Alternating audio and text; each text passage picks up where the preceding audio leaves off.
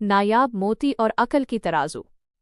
एक दफा का जिक्र है, एक ऐसे मुल्क में जहां चारों तरफ रेत के टीले थे, एक छोटी सी बस्ती में दाना बाबा नामी एक बुजुर्ग रहते थे। दाना बाबा के पास न तो कोई बड़ा खजाना था और न ही कोई ताकतवर फौज, लेकिन इनकी हिकमत और अक्ल की रोशनी दूर दूर तक फैली हुई थी।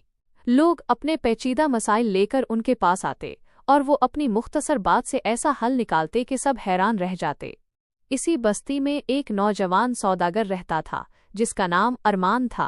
अरमान बहुत मेहनती था, लेकिन उसे हमेशा ये शिकायत रहती थी कि वो जो मेहनत करता है उसे उसका पूरा फल नहीं मिलता। एक दिन वो बहुत मायूस होकर दाना बाबा के पास आया। बाबा जी, अरमान ने आह भरते हुए कहा, मैं दिन रात एक कर देता हूँ, तिजारती सफ़र करता हूँ, खतरात मोल लेता हूँ, लेकिन मेरे मुकाबले में कुछ लोग कम मेहनत करके ज़्यादा कामयाब हो जाते हैं। मुझे समझ नहीं आता कि कामयाबी का असल राज क्या है। दाना बाबा मुस्कुराए। उनके चेहरे पर तजर्बे की झुर्रियों में अकल की चमक थी। उन्होंने अरमान को एक कपड़ा दिया जिसमें 2 चीज़ें बंधी हुई थीं। अरमान, बाबा जी ने आहिस्ता से कहा, ये लो, आज से 1 हफ्ते बाद तुम मुझे इन दोनों चीज़ों की सही कीमत बताओगे। ये तुम्हारी कामयाबी का इम्तिहान है। अरमान ने कपड़ा खोला तो देखा कि उसमें एक तो चमकता हुआ सफ़ेद मोती था जो देखने में बहुत खूबसूरत लग रहा था, और दूसरी चीज़ एक छोटा जंग आलूद लोहे का टुकड़ा था। अरमान हैरान हुआ, बाबा जी, इनकी कीमत बताना क्या मुश्किल है?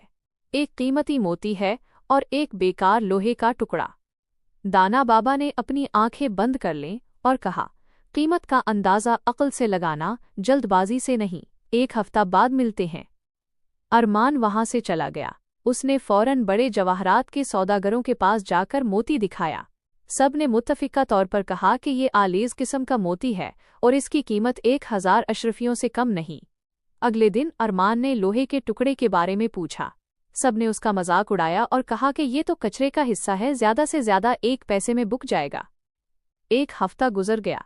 अरमान बड़ी फातिहाना अंदाज में दाना बाबा के पास आया। बाबा जी, मैंने मालूम कर लिया, मोती की कीमत 1000 अशरफियाँ और लोहे के टुकड़े की कीमत सिर्फ 1 पैसा है। दाना बाबा ने आराम से सर हिलाया और फिर कहा, अरमान, तुमने मोती की कीमत तो ठीक बताई, लेकिन तुमने लोहे के टुकड़े की असल कीमत मालूम नहीं की। जाओ, उसे किसी लोहार या धात के माहिर को दिखाओ। अरमान थोड़ा शर्मिंदा हुआ और लोहार की दुकान पर गया। लोहार ने टुकड़े को गौर से देखा और फिर हैरत से कहा, बेटा, ये आम लोहा नहीं है, ये तो एक ख़ास किस्म की मादनियात है जो ज़मीन की गहराइयों में पाई जाती है। अगर उसे पिघलाकर फौलाद बनाया जाए तो इससे बेहतरीन औजार और हथियार बन सकते हैं। इसका वज़न कम है, लेकिन उसकी खूबी उसे अनमोल बनाती है। इसकी कीमत कम से कम 500 अशरफियाँ है। अरमान की आंखें हैरत से फैल गईं। वो भागा हुआ दाना बाबा के पास आया।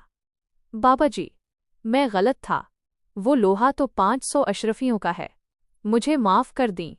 दाना बाबा ने मुस्कुराकर अरमान के कंधे पर हाथ रखा और कहा, नौजवान, यही जिंदगी का राज है।